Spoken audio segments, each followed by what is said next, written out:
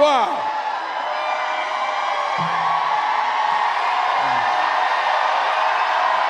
Thank you.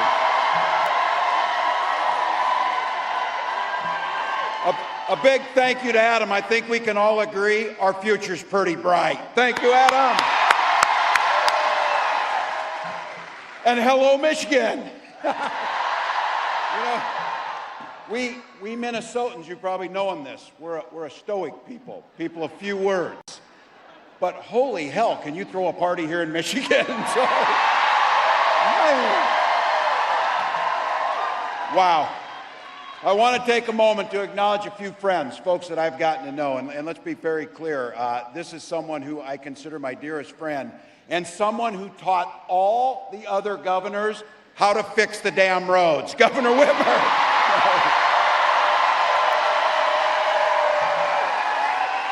You have got a treasure in Michigan. And I'll tell you what, we share a lot between us in the upper Midwest. We share. Oh, we need some water. We have somebody down. We need some water. Medic. We need a medic right here. You got somebody here? Got him? All right, we got a medic on the way. Thank you for caring for your neighbors. Thank you for showing what Michigan does. Look, we share a lot of things. That's one of them. We're neighbors and we're not weird, that's for sure. But I got to tell you, something else we share is a care for the incredible natural resources. We in the upper Midwest, in our states, we care for 20% of the world's fresh water in those Great Lakes. And the Great Lakes have no better friend than your Senator Stabenow. I got some members of Congress I had the privilege of serving with and some that are new to that place. Let's be clear. We got to put gavels in the hands of these Democratic representatives so that we can get some work done. My friend Dan Kildee, Debbie Dingell, Haley Stevens, Alyssa Slotkin, Hillary Scholten, Representative Thander, I believe just won a primary here, Wayne County Executive Warren Evans, and the chair of the Michigan Democratic Party, Lavora Barnes. Thank you. And I want to just take a moment. It's been a pretty interesting 24 hours for me, I'll have to be honest. And I don't know how I could explain to you walking into that arena in Philly or that field out in Wisconsin or right here to what I have been told is the largest rally of the campaign.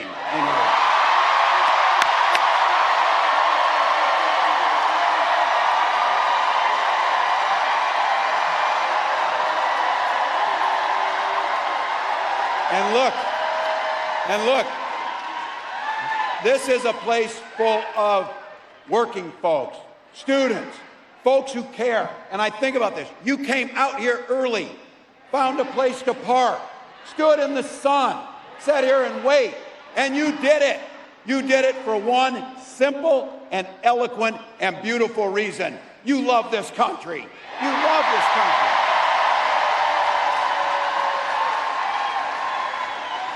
I couldn't be prouder to be on this ticket and to help make Kamala Harris the next president of the United States.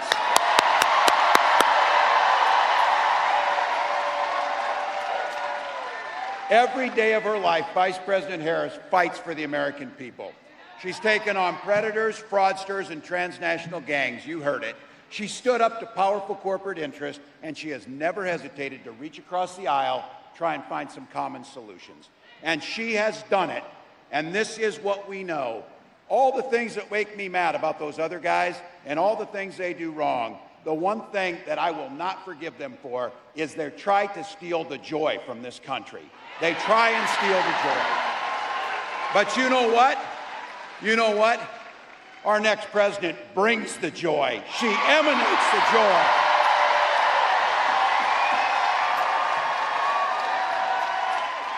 I know a little something about that commitment to people. I was born in a small town of 400 people in Nebraska, and community was the way of life. My mom and dad taught me you show generosity to your neighbors and you work for a common good amongst them. At 17, I joined the Army National Guard.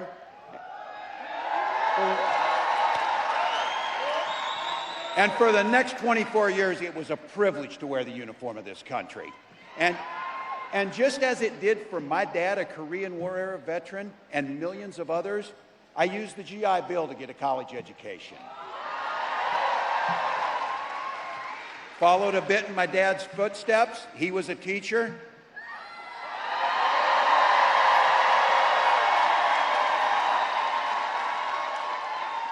My brothers and sisters were teachers. And they married teachers. I had the privilege of teaching high school social studies. And I coached the football team. We did win a state championship. I tell you that because don't ever close the yearbook is my pro tip to you. My students are the ones who encouraged me to run for office. I never thought much about it. But they saw in me what I hope to instill in them, a commitment to the common good, a true belief that one person truly can make a difference in their world. I lived in a district where I didn't know this at the time. Only one other Democrat since 1892 had won that district. And on that election night, my neighbors graced me with the opportunity to go to the United States Congress and represent them.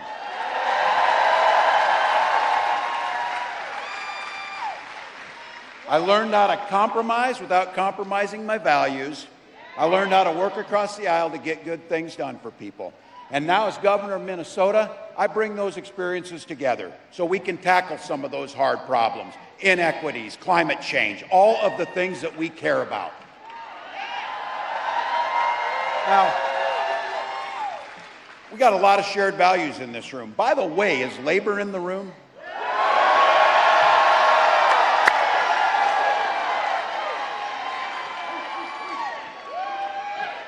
This might be my chance to use it. Yeah.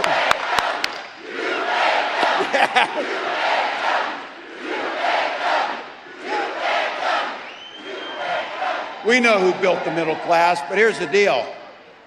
What we know is Donald Trump, he sees the world a bit differently than we see the world. And I've been saying it, he doesn't know the first thing about service because he's way too busy serving himself. This is a big difference. Again and again, he does things that weakens our country, only to strengthen his own hand. He mocks our laws. He sows chaos and division amongst the public. And that's to say nothing about his record as president. He is that. He is that. Look, we had the worst crisis of a generation, and he froze during COVID. People lost their lives because of that. He drove the economy into the ground, and make no mistake, violent crime was up during Donald Trump's presidency. And that's not even counting the crimes he committed. So. Some of the gray hairs in here remember a Republican Party that used to actually talk about freedom. These guys, when they talk about freedom, it means government has the freedom to invade your exam room with your doctor. Now I know, look, we got a lot of commonalities. And I'll say this, as an NFC North guys, Vikings fans are proud of the Lions. I will say that. I will say that. But in Minnesota, we respect our neighbors' personal choices. We may not agree with them or make them from ourselves, but I've been saying this, you all know it. Our golden rule is mind your own damn business. Just mind your own business. It's amazing what minding your own damn business does to make things work better. Don't like a book, don't read it.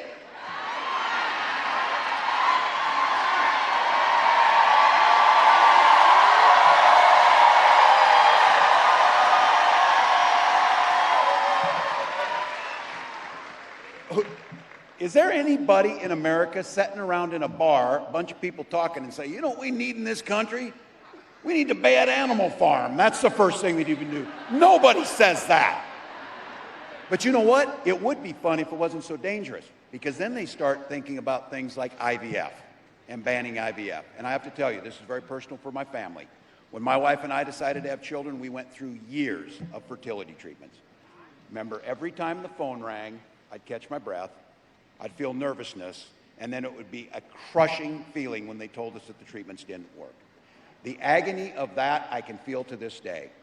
But I can also feel some joy in this, because it wasn't by chance, as I say this, when our daughter, and we finally conceived, and our daughter was born, we didn't hesitate at all. We named her Hope. We named her Hope.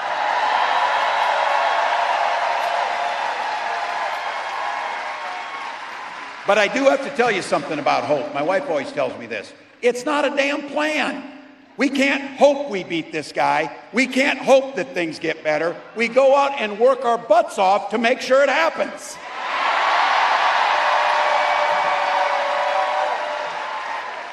So when our next president walks out here and she talks about freedom, she means the freedom to make your own healthcare decisions.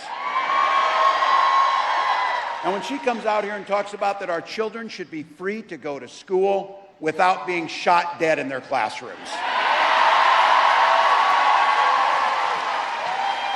Look, we believe strongly in Minnesota in the Second Amendment, just like you do.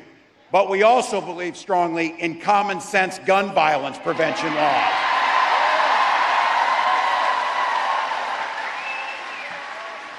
Freedom's when education's a ticket to the middle class, not crushing student loan debt. And it's a place where we know freedom means we settle our political differences not through violence, but with our votes.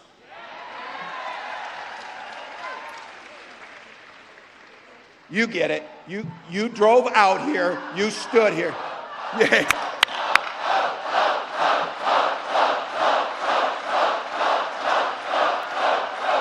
Please. Look, and let's all decide right now on this, whatever. We know it's going to be a hard race. We know it's going to be close. But let's don't be so close that these guys have anything to say. Let's don't be so close that there's anything. Let's just win the damn thing by a broader margin. Simple proposition. This election's about which direction this country's going to go in. We know Donald Trump's taking us backwards. And don't believe the act. He's playing dumb. He knows exactly what Project 2025 is going to do to our personal liberties. Destroy unions, rig the economy for the ultra-wealthy. We know that when he goes back, he's picking up and doing the same things he did when he was there the last time. Except, you all know this, it will be much, much worse when he comes back. Raising costs for all of you, repealing the Affordable Care Act. He doesn't care. Gutting Social Security, and be very clear. They can say whatever they want. They are banning abortion across this country, no questions asked. No questions asked.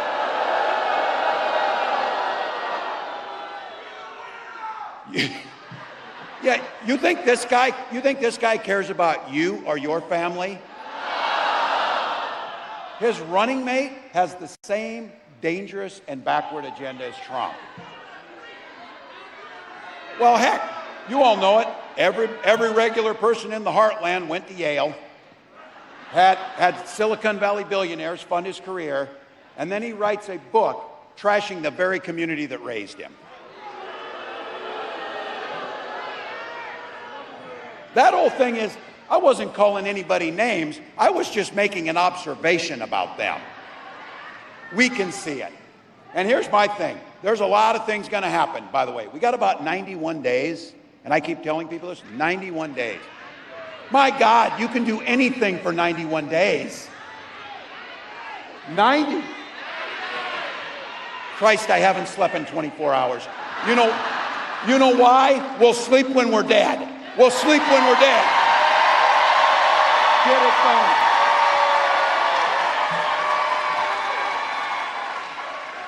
Here's my brass ring I'm looking for. I can't wait to debate this guy. I cannot wait to talk about what they think. I can't wait to ask him why he wants to take health care and take reproductive rights, and why he wants to make sure that the wealthiest pay no taxes as we destroy unions and the middle class. So here's the deal. You said it. These ideas that they're putting out there, they are weird as hell. No one's asking for it. No one's asking for it. We're asking a fair shot. We're asking for health care and child care. We're asking for an education. We're asking for safety in our streets. That's what we're asking for.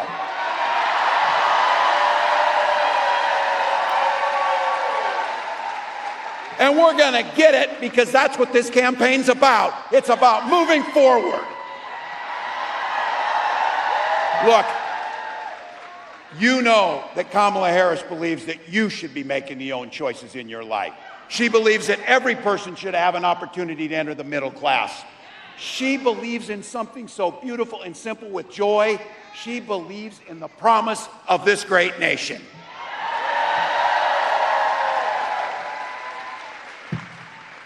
Look, she can take care of herself out front, and she said it. If they want to talk smack, she said it. Say it to my face, damn it. Say it to my face. But what I got to say is, we got to have her back. We got to have her back.